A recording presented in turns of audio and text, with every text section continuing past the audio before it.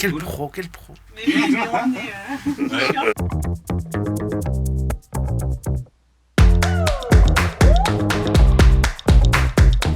Tu peux te présenter? Je m'appelle Juanjo Guarnido, je suis espagnol, dessinateur, originaire de Grenade. J'habite en France depuis 28 ans. J'ai une longue carrière relativement dans le dessin, mais donc sur plusieurs versants, notamment le dessin animé. J'ai travaillé pour les studios Walt Disney pendant 10 ans, à Montreuil, en banlieue parisienne, sur plusieurs longs métrages, d'autres projets d'animation en dehors de ça aussi. Et puis dans la bande dessinée, j'ai fait plusieurs projets, dont le plus connu, évidemment, c'est Blacksad qui nous réunit ici aujourd'hui. Sur quelle BD tu as travaillé? Mon travail dans la BD, ça a commencé avec Blacksad. Après, par la suite, j'ai dessiné la série Sorcellerie, au pluriel, chez Dargaud aussi, avec le scénario de Teresa Valero, qui est à tout hasard la femme de Juan Diaz-Canal, le scénariste de Blacksad. Après, j'ai participé aussi dans la série collective Voyageurs. En date, juste avant la sortie du prochain Blacksad, qui est imminente, ma dernière BD en date, c'est Les Indes Fourbes, chez Delcourt, avec un somptueux scénario de Alain Hérol. Pour ceux qui ne connaissent pas, je vous conseille aussi de jeter un coup d'œil sur cet ouvrage qui était très ambitieux et qui a beaucoup plu à tous les lecteurs, vraiment tous les lecteurs qu'on a rencontrés. Quels sont tes BD préférés? Je lis beaucoup de BD, très variés. Depuis toujours, j'ai été fasciné par la BD.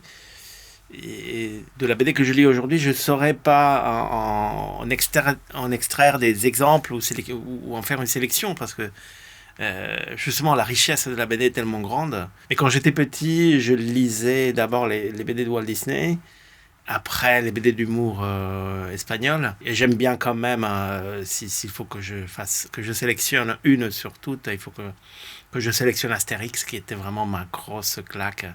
J'ai eu mon premier Astérix à 11 ans, je crois. Et il y a des points marquants dans votre vie, et pour moi, la découverte d'Astérix a été le principal, sans doute. T'en penses quoi de la BD audio? Alors, je découvre cette initiative de BD audio, de podcast. Je ne vais pas nier qu'au début, j'étais un petit peu dubitatif. Je ne vais pas dire réticent, parce que j'essaie de rester ouvert aux différents médiums, mais je me disais, mais comment on va faire pour adapter une BD? Dans la BD, déjà, par définition, le visuel est important. Dans celle-ci particulièrement, je dirais, du fait que les personnages sont des animaux humanisés. Mais je trouve que l'essai est conclu, par rapport à ce que j'ai vu au studio aujourd'hui. Ça marche super bien. J'en suis sidéré. Pourquoi t'es chez Blind aujourd'hui?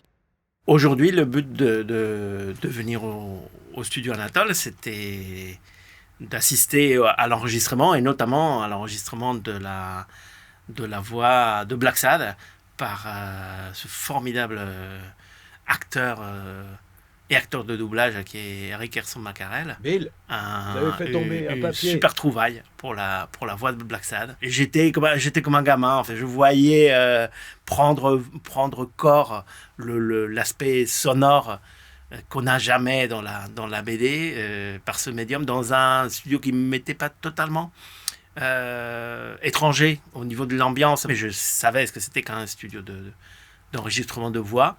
Mais voir sur l'écran, en fait, mon travail comme la référence et le suivi pour l'acteur, c'était tout à fait surprenant, dépaysant et fort agréable.